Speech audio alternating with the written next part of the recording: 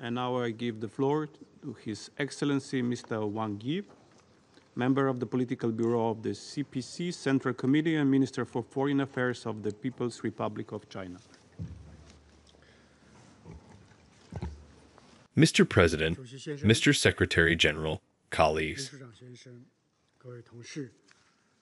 I thank Prime Minister Grubb for chairing today's meeting and thank Secretary General Guterres for his briefing. I have also noted President Zelensky's expressed position. The crisis in Ukraine has entered its third year. The conflict continues to spread, civilian casualties are on the rise, and the spillover effects are intensifying. Yet, the dawn of peace remains distant. Every day the crisis drags on brings more suffering to the people, more destruction to the region, and more instability to the world.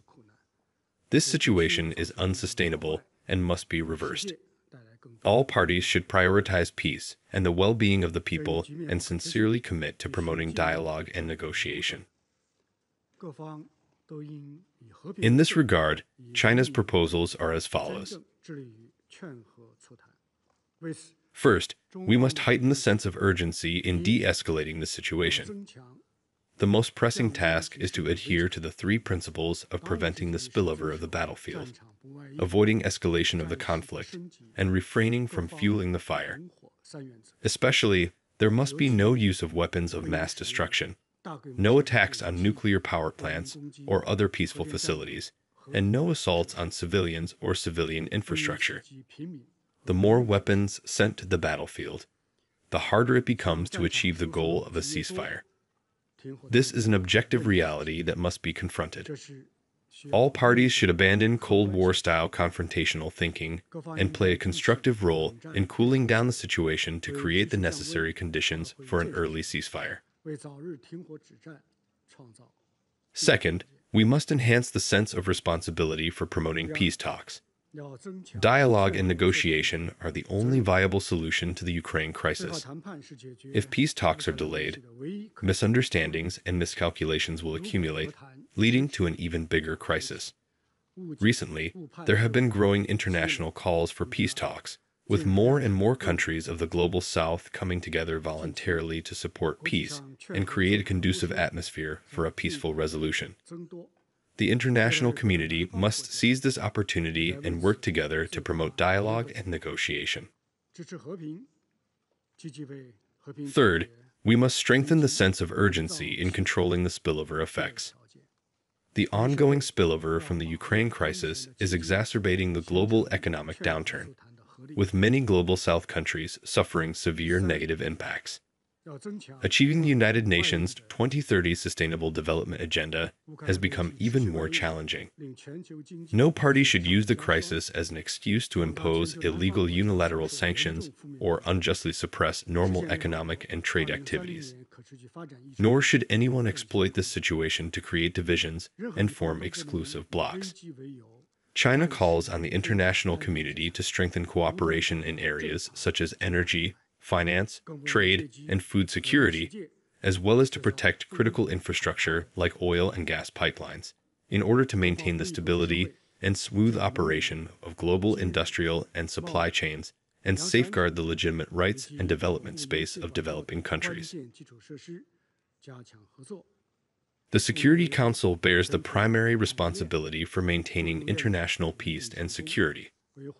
On the Ukraine issue, the Security Council must be a mediator of differences, an advocate of seeking common ground while reserving differences, a defender of collective security, and a builder of lasting peace.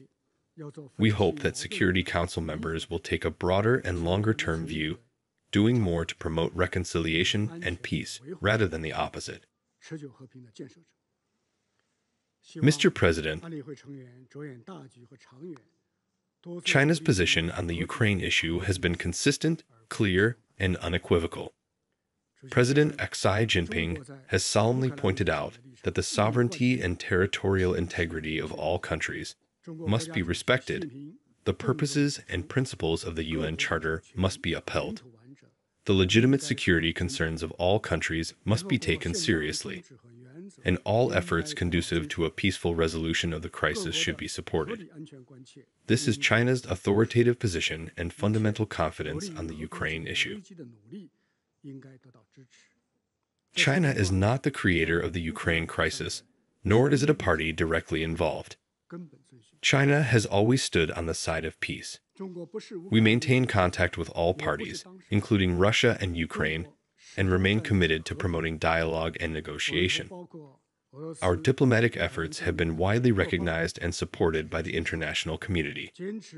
China has also issued the China's position on the political settlement of the Ukraine crisis document and, together with Brazil, released a 6-point consensus, playing an appropriate role in building consensus among all parties and pushing for a political resolution of the Ukraine crisis. I must also emphasize that any attempt to shift responsibility onto China and the Ukraine issue, or to attack and smear China, is irresponsible and will not succeed. Mr. President, the world we live in today is becoming increasingly complex, and humanity faces unprecedented risks. Promoting a political solution to the Ukraine crisis and building a safer world is the common aspiration of the international community and the shared responsibility of all nations. China calls on the international community to join hands in practicing a common, comprehensive, cooperative, and sustainable security concept to build more international consensus for an early ceasefire and cessation of hostilities, to voice more rational opinions in support of a political solution, and to make greater joint efforts to ensure lasting peace and stability in the region. Thank you, everyone. Thank